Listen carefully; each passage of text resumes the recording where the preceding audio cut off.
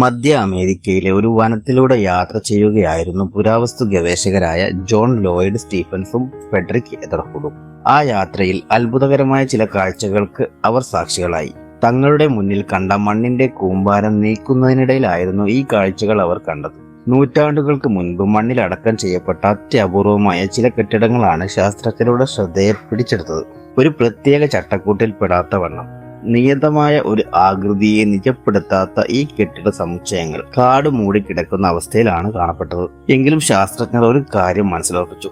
ആയിരക്കണക്കിന് വർഷങ്ങൾക്ക് മുൻപ് കാലമെടുത്ത ഒരു ജനതയുടെ സംസ്കാര സൂചനയാണ് ഈ കെട്ടിടങ്ങൾ എന്നവർ നിരൂപിച്ചു. അങ്ങനെ ചിന്തിച്ചതിൽ അവർക്ക് തെറ്റുപറ്റിയതുമില്ല. പിൽക്കാലത്ത് നടന്ന ചില പഠനങ്ങൾ അവർ മായന്മാരാണെന്ന് തിരിച്ചറിയപ്പെടുകയും ചെയ്തു. മധ്യ അമേരിക്കയിലേക്ക് ഏത് ദേശത്ത് നിന്ന് ഏത് കാലത്ത് മായന്മാർ കുടിയേറി എന്ന കാര്യത്തിൽ ശാസ്ത്രലോകത്തിന് വ്യക്തമായ ഉത്തരം നൽകാൻ കഴിഞ്ഞിട്ടില്ല. ഇവർ ഈജിപ്ഷ്യൻ വംശജരാണെന്നും അതല്ല ഇസ്രായേൽ സംസ്കാര വാഹകരാണെന്നുമുള്ള ഒട്ടനേകം വാദങ്ങൾ നിലനിന്നു. ചൈനയിൽ നിന്നും കുടിയേറിയവരാണ് മായന്മാരെന്ന മറുവാദവും അക്കാലത്തിൽ ലോകത്തിന് മുന്നിൽ അവതരിക്കപ്പെട്ടു. എന്തായാലും ഉദാത്തമായ ഒരു സംസ്കാരത്തിന്റെ സൃഷ്ടിപ്പ് നടത്തിയ ജനത എന്ന നിലയിൽ മായന്മാർ ചരിത്രത്തിൽ കുടിയിരുത്തപ്പെട്ടു.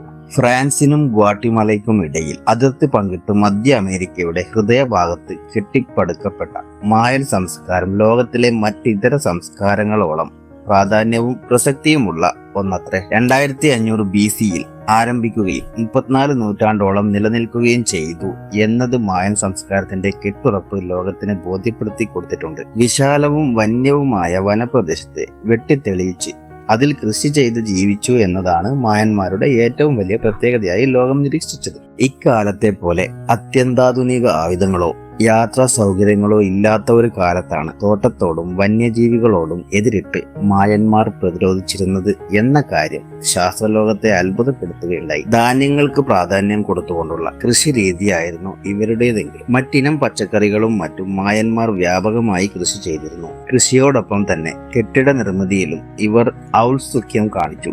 വലിയ പാറക്കല്ലുകൾ വൃത്തിയായി വെട്ടിയെടുത്തും കല്ലുകളും മണ്ണും ഉപയോഗിച്ചും മായന്മാർ ഉത്തുംഗമായ കെട്ടിടങ്ങൾ പണിതു. ഇവ പാർപ്പിടത്തിനായും പ്രതിരോധത്തിനായും ഉപയോഗിച്ചു. ഈജിപ്തുകാരെ പോലെ ആത്മാവിലും മരണാനന്തര ജീവിതത്തിലും വിശ്വസിച്ചവരായിരുന്നു മായന്മാർ. ഈജിപ്തിൽ പിരമിഡുകൾ നിർമ്മിച്ച രൂപത്തിലും ഭാവത്തിലും മായന്മാർ പിരമിഡ് ആകൃതിയിൽ ദേവാലയങ്ങൾ നിർമ്മിക്കാൻ താല്പര്യം കാട്ടി. കൃത്യമായ ഗണിതം ഉപയോഗിച്ചും ഗോളശാസ്ത്രത്തെ അവലംബിച്ചുമായിരുന്നു ഈ ദേവാലയങ്ങളുടെ നിർമ്മിതി. അക്ഷരമാലകളുടെ കണ്ടുപിടുത്തം മാത്രമല്ല, എങ്ങനെയാണ് എഴുതേണ്ടതെന്ന ജ്ഞാനവും ഇവർക്കുണ്ടായിരുന്നത്രേ. പച്ചക്കറികളിൽ നിന്നും ഉണ്ടാക്കിയ പേപ്പറുകളിലും മരത്തടികളിലും കല്ലുകളിലും ഇവർ സാഹിത്യം എഴുതി തങ്ങളുടെ ആത്മവിചാരങ്ങൾ പ്രകാശിച്ചു. സൂക്ഷ്മമായ നിരീക്ഷണത്തിൽ മായന്മാരുടെ അക്ഷരമാലാക്രമം ഇന്നത്തെ ജാപ്പാനീസ് എഴുത്തിനോട് സാമ്യം പുലർത്തുന്നതാണ്. മായന്മാരുടെ അക്ഷരമാലാക്രമം ഇന്നും അജ്ഞാതമായി കിടക്കുകയാണെങ്കിലും അവയുടെ ഗൂഢാർത്ഥങ്ങളുടെ പൊരുളുകളിലേക്കുള്ള അന്വേഷണങ്ങൾ തകൃതിയായി നടക്കുന്നുണ്ട്. എത്രമാത്രം കൃത്യതയോടെയാണ് ഇവർ ഗണിതശാസ്ത്രത്തെ ഉപയോഗിച്ചിരിക്കുന്നതെന്ന് നാം വിസ്മയിച്ചു പോകും. പര്യവേഷണ ശാസ്ത്രലോകം മായൻ സംസ്കാരത്തെ 3 ഘട്ടങ്ങളായി വിഭജിച്ചിട്ടുണ്ട്. 2500 BC മുതൽ 300 BC വരെയുള്ള ഒന്നാം ഘട്ടമാണ് ആദ്യത്തേത്. ഇതിനെ പ്രീ ക്ലാസിക്കൽ വർഷം എന്ന് വിളിക്കുന്നു. ക്ലാസിക്കൽ കാലഘട്ടം വരുന്നത് 600 വർഷക്കാലമാണ്. 8 മുതൽ 10 വരെയുള്ള നൂറ്റാണ്ടുകളാണ് മൂന്നാം ഘട്ടം. ചെറിയ ചെറിയ യൂണിറ്റുകളായുള്ള വിഭജനത്തിലൂടെ ഒരു രാഷ്ട്രീയ ഘടന തീർത്തുകൊണ്ടുള്ള ഭരണ സംവിധാനവും മായന്മാർ ഉണ്ടാക്കി. ഒരു യൂണിറ്റിന് ഒരു ഗവൺമെന്റ് എന്ന രീതിയിലായിരുന്നു ഇവരുടേത്.